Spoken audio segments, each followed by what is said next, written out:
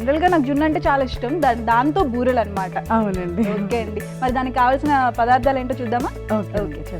కొబ్బరి తురుమండి, ఓకే, దాంట్లో పంచదార, యాలకుల పొడి, కొంచెం మనం బూరెలు వేయడానికి కొంచెం బియ్యం పిండి, తగిన సాల్ట్, అంటే కొంచెం పాలు కొంచెం వెరుగు పెట్టుకొని పన్నీర్ అంటారు కదా అది తురుము, కొంచెం జీడిపప్పు, అంతే అంతే అండి. చాలా సింపుల్ ఇంగ్రీడియంట్స్ ఉన్నాయి కదా. ఓకే అండి, మరి ప్రాసెస్ స్టార్ట్ చేద్దామా మనం? ఓకే.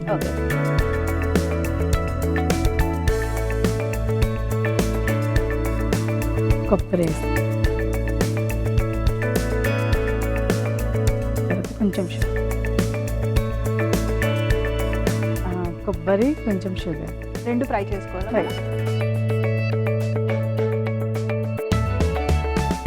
సో మొత్తం అది షుగర్ అంతా మెల్ట్ అయ్యేంత వరకు కొంచెం వాటర్ వచ్చేస్తుందండి, షుగర్ వేసాం కాబట్టి. ఓకే, వాటర్ అవసరం లేదనుకుంటున్నాను. ఒకవేళ అంతగా రాకపోతే కొంచెం వాటర్ పోసుకోవచ్చు. ఓకే, కొంచెం వాటర్ వేసి ఒక్క స్పూన్ వాటర్ వేసి. ఓకే,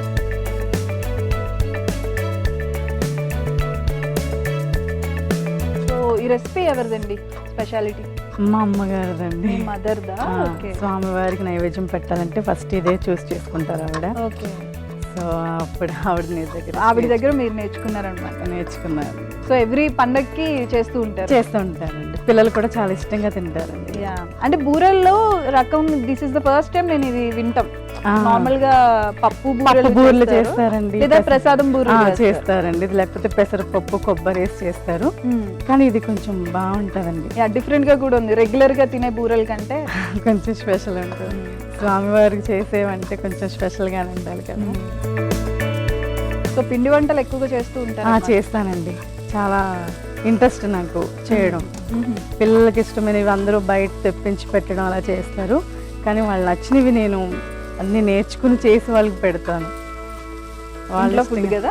ఇంట్లో ఫుడ్డేనండి, ఏదైనా సరే ఇంట్లోనే. సో మీరు కొత్త కొత్తవన్నీ ట్రై చేస్తూ ఉంటారు, మీ మదర్ దగ్గర నుంచి కాపీయా మళ్ళీ?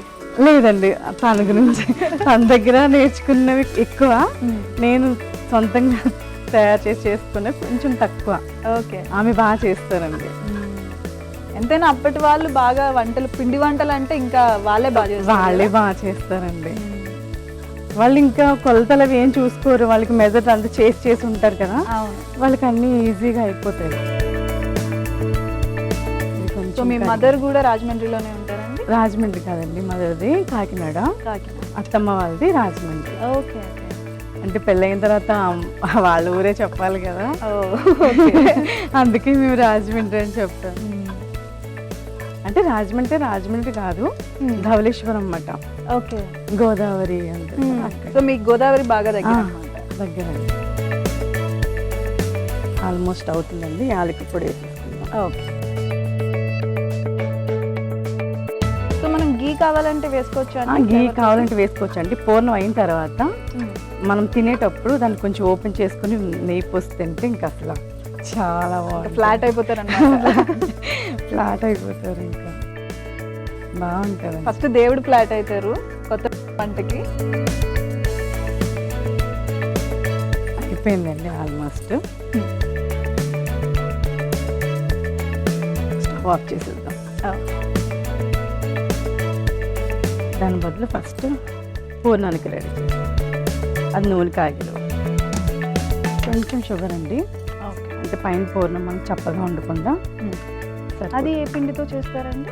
ఇది మినపగుళ్ళు ఉంటాయి కదండి, సాయి గుళ్ళు అంటారు కదా, వాటితోని చేస్తారు. అంటే అది నార్మల్ బూరెలు బూరెలు చేయడానికేనండి. ఆ పప్పు అది నానబెట్టేసుకుని రుబ్బేసుకోవాలి, అంటే కొంచెం గట్టిగా రుబ్బుకోవాలి.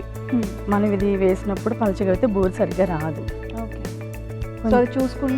చూసుకుంటూ వేసుకోవాలి, మాత్రం పలచగా ఏంటంటే మనకి బూరె సరిగ్గా రాదు, పూర్ణం బయటకు వచ్చేస్తుంది. బియ్యం పిండి కూడా కొంచెం వేసుకోవాలి, లిటిల్ బిట్, పైన కొంచెం క్రిస్పీనెస్ రావడానికంటే, అంత ఎక్కువ పట్టదు.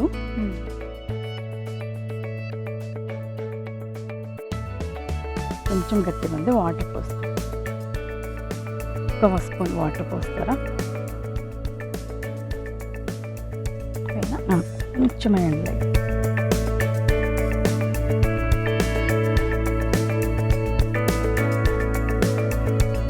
తయారైందండి. ఓకే. మనం లడ్డూలు తయారు చేసేసుకుందాం. ఇప్పుడు అది కొంచెం గోరువెచ్చగా ఉన్నప్పుడే ఓకే.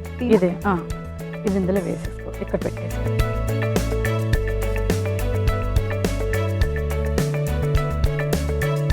సో అది మిల్క్తో మిల్క్తో చేశారండి. మిల్క్ని పాలు విరగొట్టి వాటర్ని అంతా తీసేసి చేసిన పన్నీర్ అంటారు కదండి. Okay okay.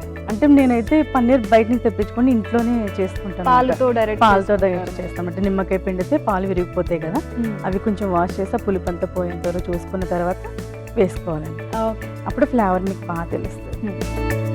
సో అది మొత్తం కలిసే వరకు మనం మిక్స్ చేసుకోవాలండి. పన్నీర్ జస్ట్ కలిస్తే చాలండి. ఆల్రెడీ ఇది కొబ్బరి బాగా మెల్ట్ అయింది కదా షుగర్లో. జస్ట్ ఇలా కలిపితే మనం లడ్డూలు చేస్తాం. సో ఈ లడ్డూలు అవి చేసేటప్పుడు ఇంట్లో పిల్లలు హెల్ప్ చేస్తారండి మీకు? చేస్తారండి. పాప హెల్ప్ చేస్తుంది. పాపే హెల్ప్ చేస్తుంది, బాబు హెల్ప్ చేయరా? తను చేస్తారండి. తినడానికి హెల్ప్ చేస్తాడు. చేసినవి తింటే చాలండి. అవునండి, అవును. మరి నేర్పించండి మీ అబ్బాయికి కూడా. మీరు ఫ్యూచర్ లో నేర్పిస్తాను. మళ్ళీ మీ కోడలు మిమ్మల్ని తిట్టుకోకుండా ఉండాలంటే వాళ్ళు ఇంకెక్కడ ఉంటారండి మనతో ఉండరు కాబట్టే చెయ్యాలండి వెళ్ళు. అవును, మనతో ఉంటే మనం చేసి పెడతాం కదా. అవునండి, అవును అవును. జస్ట్ ఈ సైజ్ చేసుకుంటే సరిపోతుందండి. బాగా మనకి వేయడానికి కూడా అనువుగా ఉంటుంది. ఇవేంటంటే కొబ్బరి, షుగర్, ఇవి పన్నీరు సపరేట్గా ఫ్లేవర్ తెలుస్తుందండి మనం తినేటప్పుడు. మామూలు పప్పు బూరెలు తిన్న టేస్ట్ కంటే ఇది మీకు బాగా తెలుస్తుంది తీపి అది. సో మీరు ఖాళీగా ఇంట్లో ఉండేటప్పుడు ఏం చేస్తూ ఉంటారండి వంటలు కాకుండా? వంటలు కాకుండా ఎక్కువ పూజలు చేసుకుంటాం. ఎక్కువ పూజలే, మళ్ళీ పూజల్లో వంటలే చేస్తారు. వంటలేనండి కదా. దేవుడికి ఇష్టమైన ఏముంటాయి ప్రసాదాలు అవి ఏంటి అన్నవి చూసుకొని కొంచెం కేర్గా చేసుకుంటానండి. మీరు చేసే వాటిలో స్పెషాలిటీ ఏంటండి? నేను చేసిన వాటిలో బూరెలు 3 రకాలు చేస్తానండి. పప్పు బూరెల్లో కొబ్బరి వేసి చేసిన వేరు, పెసరపప్పు కొబ్బరి వేసి చేసిన వేరు, మళ్ళీ జీడిపప్పు తురుము మొత్తం డ్రై ఫ్రూట్స్ చేస్తానండి. దాంట్లో డ్రై ఫ్రూట్స్ బూరెలా? ఓకే. అంటే మనకి డ్రై ఫ్రూట్స్ అంటే ఓన్లీ జీడిపప్పు అవన్నీ ఉంటాయి కదా, నేనైతే ఖర్జూరం కూడా వేసి చేస్తాను. Okay okay. పిల్లలు తినడానికి హెల్తీగా ఉంటుందండి. కొంచెం టేస్టీగా. వాళ్ళు సపరేట్గా ఖర్జూరం ఇచ్చి తినమంటే తినరు. సో ఇలా ఏమన్నా బయట ఇలా ఉండి లడ్డు ఇలా ఉండి జనరల్ గా అమ్మలందరూ ఇలాగే తినరు అంటే ఏదో ఒక వంటకంలో కలిపేసి తినిపించేయాలండి. మరి ఏం చేస్తాం, వాళ్ళు తినరు అంటారు. లడ్డూలు చుట్టమైందండి. మనం డీప్ ఫ్రై చేసుకుందాం. ఆయిల్ కానలే చూద్దాం ఒకసారి.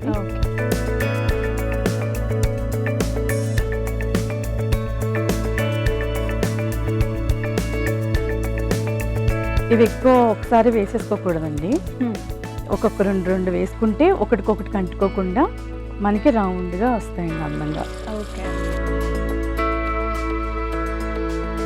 సో వాటర్ మాత్రం ఎక్కువ వేయకూడదండి. స్టఫింగ్ మనకి బూరిక పట్టుకుని ఉండాలి కదా, అలానే మరీ ఎక్కువ థిక్గా కూడా చేసుకోకూడదండి. మనం తింటాను కూడా అంత క్రిస్పీగా అనిపించు. ఇలా టర్న్ ఒకటొకటి అంటుకోకుండా చూడండి. 2 వేసుకుంటే ఇలా అంటుకోండి, బాగా వస్తాయి. మంచి కలర్ కూడా వచ్చింది. కలర్ కూడా వస్తాయండి. ఇందులో మళ్ళీ చాలా మంది బూరెలు వేసినప్పుడు కలర్ రావని షుగరు అవన్నీ వేస్తారు, అవసరం లేదు. డైరెక్ట్ కలర్ వచ్చేస్తాయండి. ఎందుకంటే పూర్ణం బూరెలు లైట్గా మనం బియ్యం పిండి వేస్తాము. మొత్తం అంతా ఈ పిండి కాబట్టి, బియ్యం పిండి కాకుండా పప్పు పిండి కాబట్టి మనకు కలర్ ఈజీగా వచ్చేస్తాయి.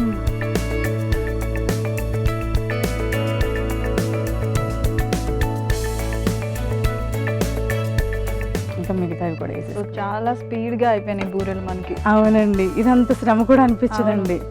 వేసామా అప్పుడే బూరెలు అయిపోయినాయా అనిపిస్తుంది.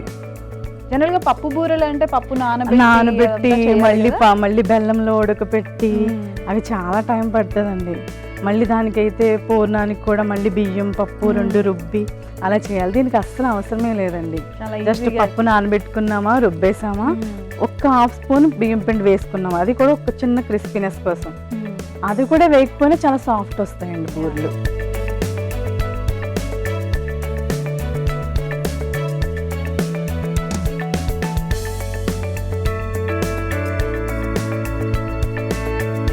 ఎక్స్ట్రా ఆయిల్ ఏమైనా ఉంటే పోతుందండి. మనం సర్వింగ్ బౌల్లో చేసేసుకుంటాం. ఓకే. శ్రీరాముల వారికి బూరెలు రెడీ అండి. ఓకే.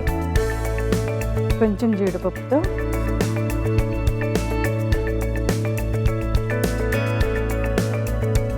ఇలా పలకలు వేసేసిన పిల్లలు తీసుకుని తింటారు, బూరెలో మధ్యలో పెట్టుకుని తింటారు. ఇంకోండి స్వామివారి ప్రసాదం జున్ను బూరెలు. జున్ను బూరెలు. థ్యాంక్ యూ అండి. టేస్ట్ చూసి చెప్పండి ఎలా ఉంది. డెఫినెట్లీ.